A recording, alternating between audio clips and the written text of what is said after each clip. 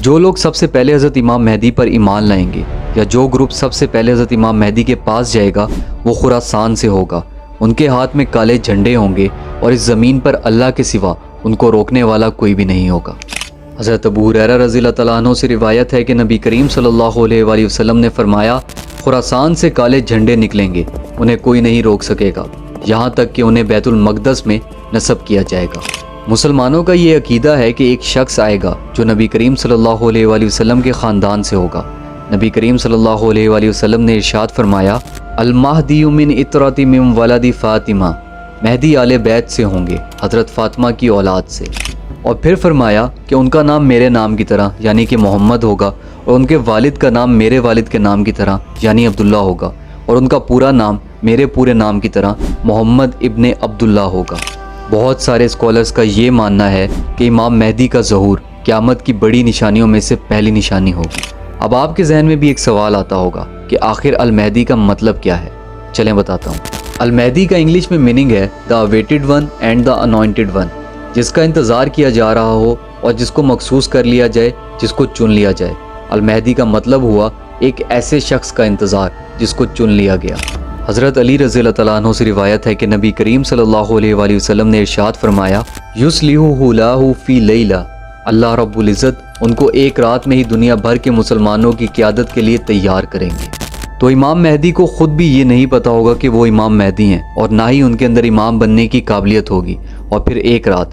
رات کے ہی اندر اللہ تعالیٰ ان کی رہنمائی فرما دے گا۔ امام مہدی نبی کریم صلی اللہ علیہ وآلہ وسلم کی طرح ہوں گے، شکل و صورت میں نہیں بلکہ اخلاق کے اندر، اور اخلاق کے اندر بھی پوری طرح نبی کریم صلی اللہ علیہ وآلہ وسلم جیسے نہیں ہوں گے، کیونکہ نبی کریم صلی اللہ علیہ وآلہ وسلم کے بارے میں اللہ تعالیٰ نے خود قرآن مجید میں فرمایا، وَإِنَّكَ لَعَلَىٰ خُلُقٍ عَظِيمٍ،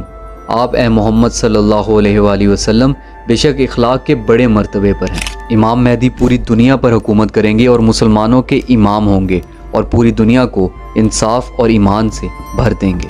احادیث میں آتا ہے کہ ایک بادشاہ ایک جزیرے پر مر جائے گا، اور وہ جزیرہ عرب میں ہوگا، اور اس بادشاہ کے بیٹے یا اس کے 3 بیٹے آپس میں بادشاہت کے لیے ایک دوسرے سے لڑیں گے، اور اس لڑائی سے بچنے کے لیے مدینے میں رہنے والا ایک آدمی جن کا نام محمد ابن عبداللہ ہوگا، مدینے سے خاموشی سے نکل کر مکہ چلے جائیں گے، کیونکہ وہ اس مسئلے میں خود کو نہیں پھنسانا چاہتے ہوں گے، اور نہ ہی وہ یہ چاہتے ہوں گے کہ لوگوں کو ان کے بارے میں پتہ چلے۔ لیکن اس کے باوجود بھی مکہ کے اندر لوگ ان کو مقام ابراہیمی اور حجر اسود کے درمیان پہچان لیں گے اور ان کے ہاتھ پر زبردستی بیعت کر لیں گے۔ جب یہ بیعت لینے کی خبر پوری دنیا کے اندر آگ کی طرح پھیل جائے گی تو اس وقت شام سے ایک بہت بڑا لشکر حضرت امام مہدی پر حملہ کرنے کے لیے بھیجا جائے گا، اور جب وہ لشکر بعیدہ پہنچے گا جو کہ مکہ اور مدینہ کے درمیان ایک جگہ کا نام ہے، تو وہ پورا لشکر وہاں زمین میں دھنس جائے گا، اور جب اس لشکر کے زمین میں دھنسنے کی خبر پوری دنیا میں پھیلے گی تو شام کے ابدال اور عراق کے بہت سارے لوگ امام مہدی کے ہاتھ پر بیعت کرنے کے لیے مکہ آ جائیں گے۔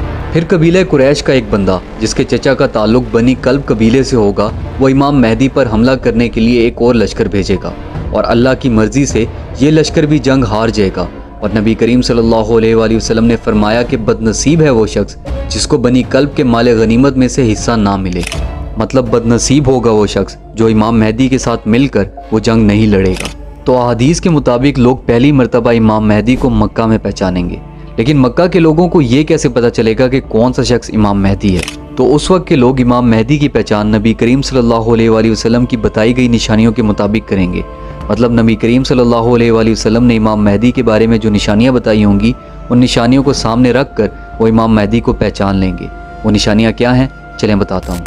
ان کی چوڑی پیشانی ہوگی، پتلی ناک ہوگی جو آگے سے تھوڑی سی اٹھی ہوگی، ان کا نام محمد ہوگا اور ان کے والد کا نام عبداللہ ہوگا، وہ مدینہ سے مکہ کی طرف ہجرت کر کے آئے ہوں گے، اور یہ سب نشانیاں احادیث کی بکس میں موجود ہیں۔ تو خراسان سے جو کالے جھنڈوں والا لشکر نکلے گا وہ امام مہدی کے لشکر میں جا ملے گا، اور اس کے بعد احادیث میں آتا ہے کہ اس وقت مسلمان عرب پر حملہ کریں گے اور اللہ مسلمانوں کو فتح نصیب فرمائے گا، اور پھر مسلمان پرشیا پر حملہ کریں گے اور اللہ مسلمانوں کو فتح نصیب فرمائے گا، اور پھر مسلمان روم پر حملہ کریں گے اور اللہ مسلمانوں کو فتح نصیب فرمائے گا، اور پھر مسلمان دجال پر حملہ کریں گے اور اللہ حضرت عیسیٰ علیہ السلام کے ذریعے تمہاری مدد فرمائے گا اور تمہیں فتح نصیب فرمائے گا۔ اب جب مسلمانوں کی لڑائی روم کے ساتھ ہوگی تو اس میں مسلمانوں کی ایک بہت بڑے لشکر سے جنگ ہوگی، کافروں کے اس لشکر میں 80 مختلف قسم کے جھنڈے ہوں گے اور ہر جھنڈے کے نیچے 12,000 لوگ ہوں گے۔ اب جب مسلمان اس لشکر سے لڑنے لگے گا تو اس وقت بہت سارے مسلمان ڈر کر لشکر کو چھوڑ کر بھاگ جائیں گے،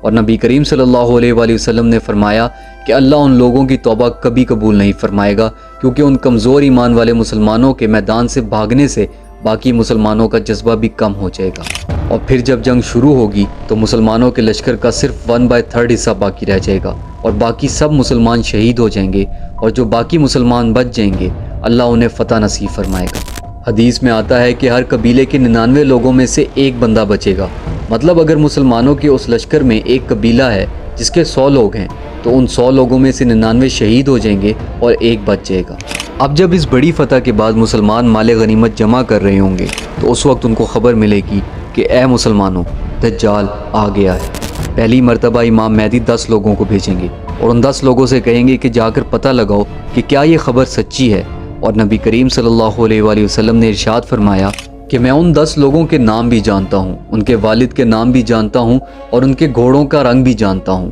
وہ 10 لوگ اس دن سب سے بہترین گھڑ سوار ہوں گے، تو وہ لوگ جائیں گے اور دیکھیں گے اور کہیں گے کہ آخر سب سے بڑا فتنہ آ ہی گیا، آخر دجال آ ہی گیا۔